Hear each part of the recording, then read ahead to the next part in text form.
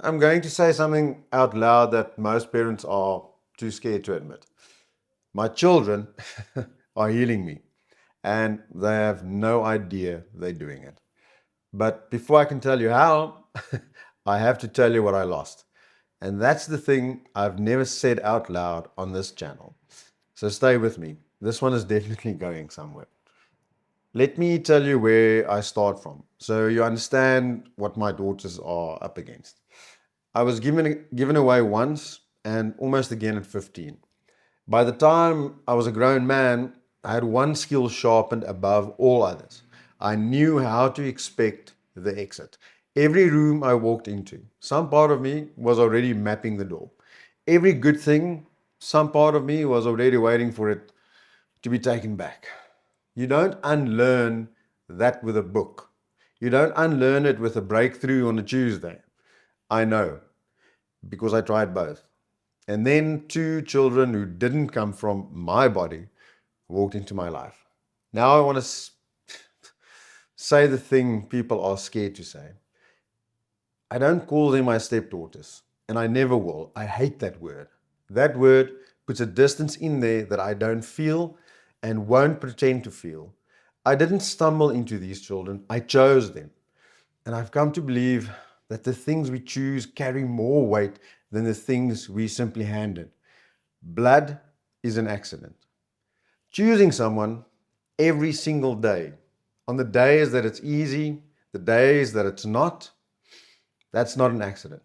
That's the realest thing I know how to do.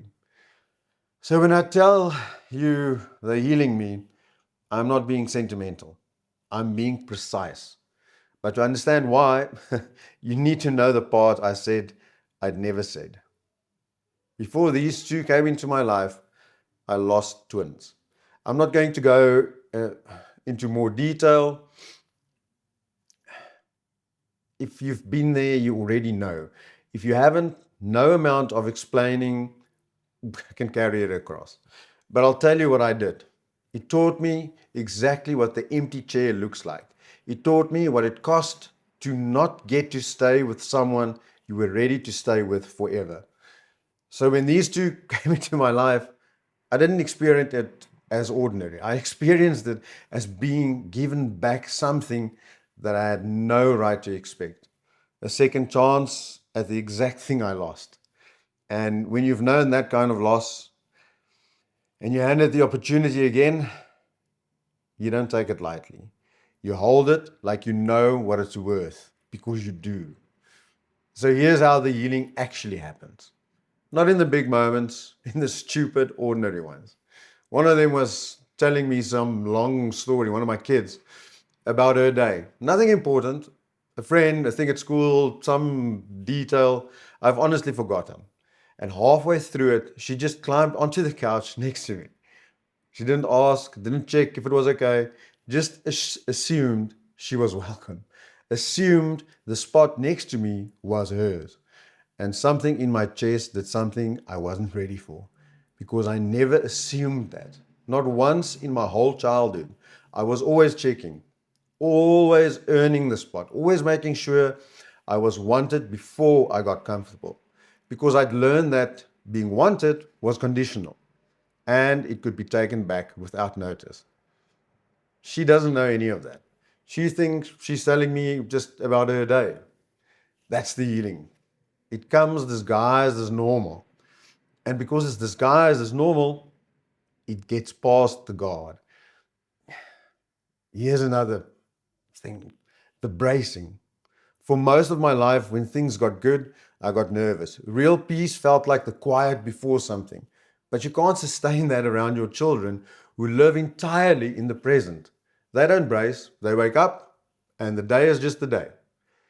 And when you're around that every day, not once, every day, it starts to rub off. But I want to be honest about the hard part because I don't sanitize this. Being healed is not comfortable. There's a version of me that was safer when I expected the worst. The bracing wasn't fun, but it was protection. So when these kids started dismantling it, when I started to actually believe I could stay and be stayed with, it was terrifying. Because the more you let yourself belong, the more you have to lose.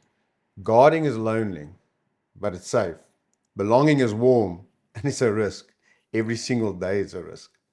And I choose it anyway. Every day I choose it, which, if you were listening earlier, is the exact thing I said made them mine in the first place. So here's where I've landed. I used to think I was the one who kept getting left, being given away.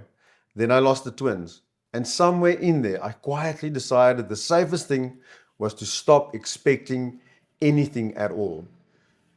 But I was given the opportunity back. Two of them, two daughters I chose, who chose me back. And this time, I'm not going to spend it bracing for the exit. This time, I'm going to stay on purpose, every day knowing exactly what I'd be losing if I didn't, because I've already experienced the lost ones. If you grew up expecting the exit, if you've lost something you were ready to keep forever, I want you to hear this. Sometimes you get given the opportunity back. Not the same one, a new one. And when it comes, you don't have to be perfect with it. You just have not to leave. That's the whole thing. Don't be perfect, just don't leave. I'm AJ. I say the things people are scared to say, honestly, in public, so you don't have to carry yours alone. I'll see you in the next one.